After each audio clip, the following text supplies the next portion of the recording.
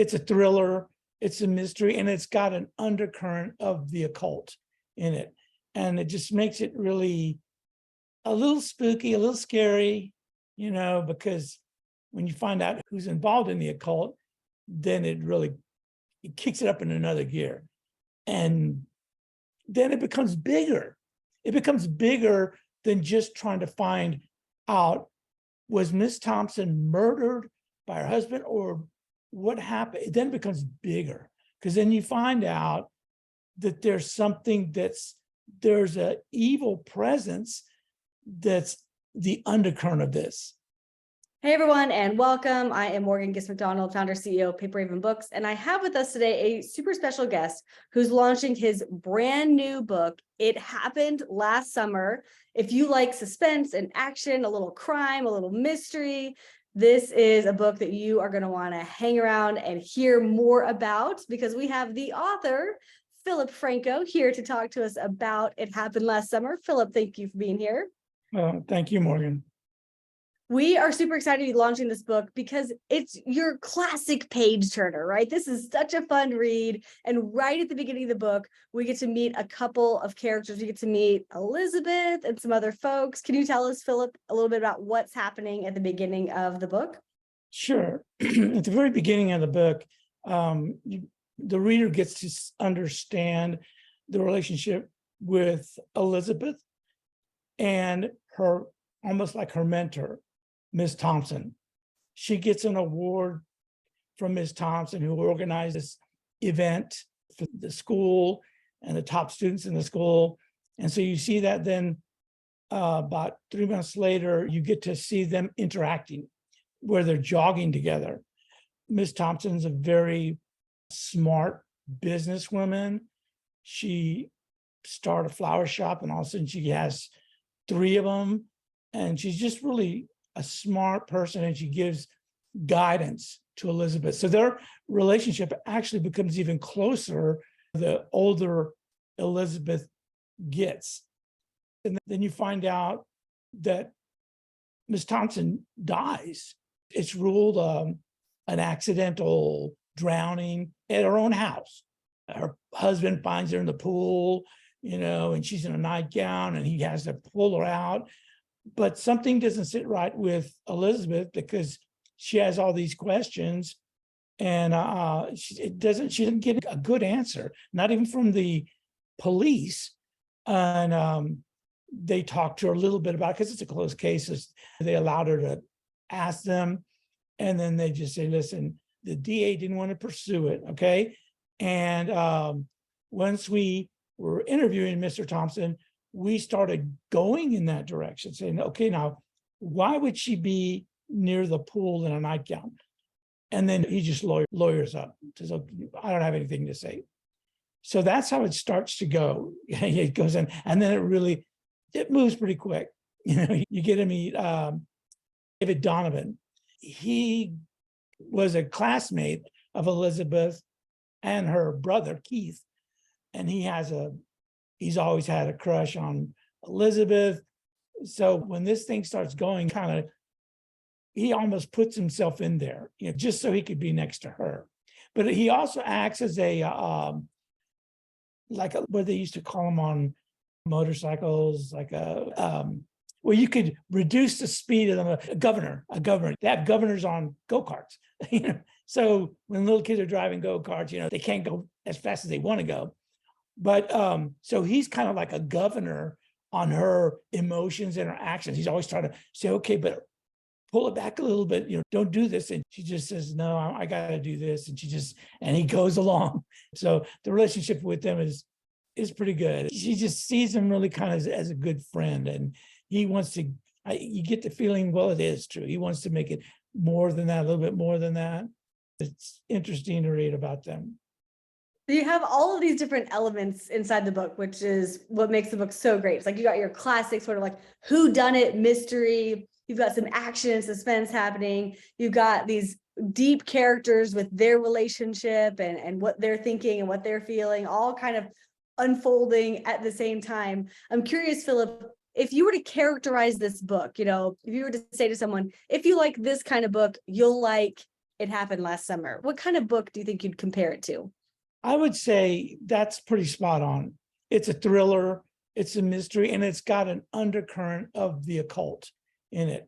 And it just makes it really a little spooky, a little scary, because when you find out who's involved in the occult, then it kicks it up in another gear. And then it becomes bigger.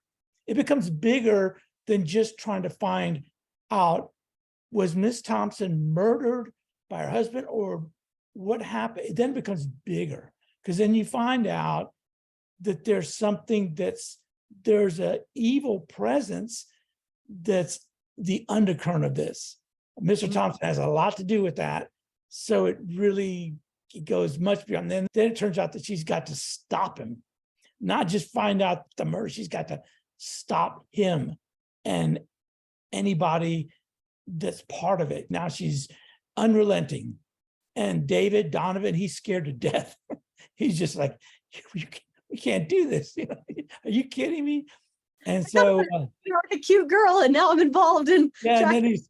Yeah, and then I have it in the book where she says, listen, if you don't want to go with me, if you don't want to follow me, go with me in this, please don't. And he responds, he says, oh yeah. And then I hear you get killed on the 5 o'clock news and I'll never forgive myself.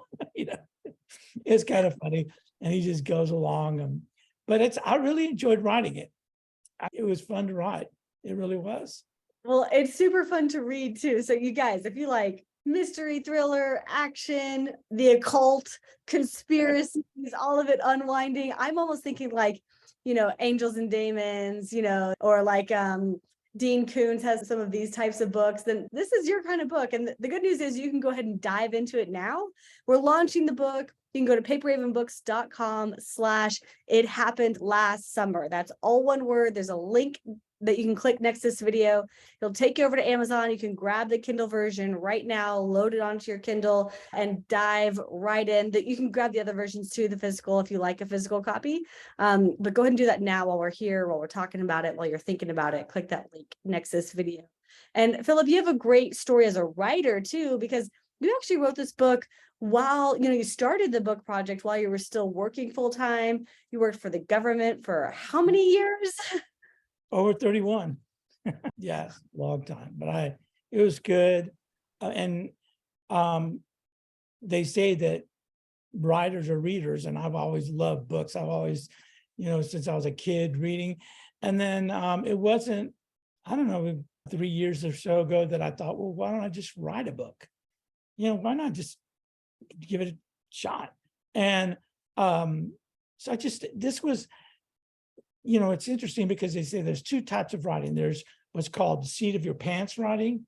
And then there's one with a, like a diagram and logical form on here's the plot, here's this, and you just kind of map it out. This was definitely seat of the pants. I just started writing and just kept going.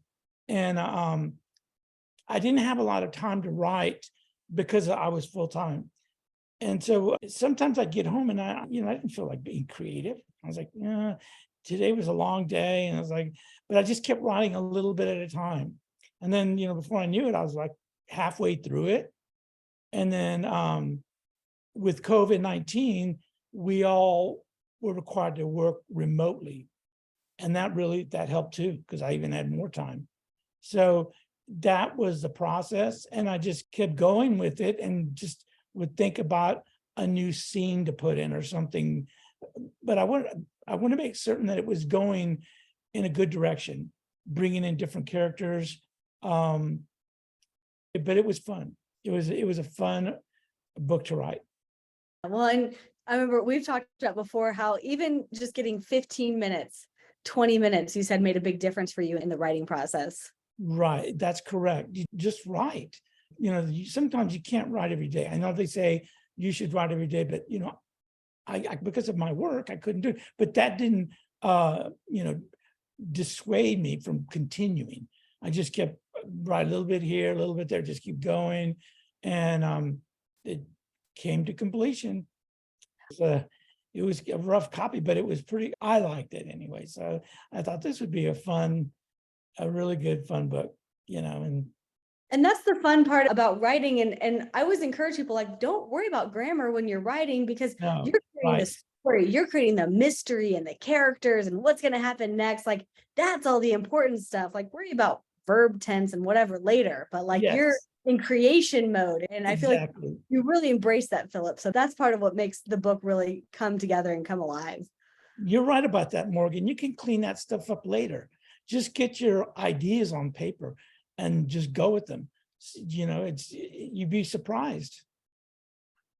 Yeah. So good. Well, folks, if you're looking for your next binge read, you love some mystery, you love some occult and conspiracy, a little bit of will they, won't they romance, this is a fantastic book for you. Go to paperhavenbooks.com. It happened last summer. Do it right now while you're here, while you're thinking about it, because the Kindle version's free for a very short time. Just want to get it into as many hands as possible. Go ahead and download that now. If you want a physical book, awesome. That's there and available for you too. Just go click the link next to this video, go to paperhavenbooks.com/it happened last summer, all one word. Philip, any words for your readers before we let them go dive in? I'm hoping they're really going to like it. I'm hoping that they're really going to enjoy it. That's why I wrote it. So I hope they do read it, because I think they would enjoy it. There you go. Go read it, folks. Philip, thank you so much for being here with us today. Thank you, guys, and we'll see you next time. Bye, everybody.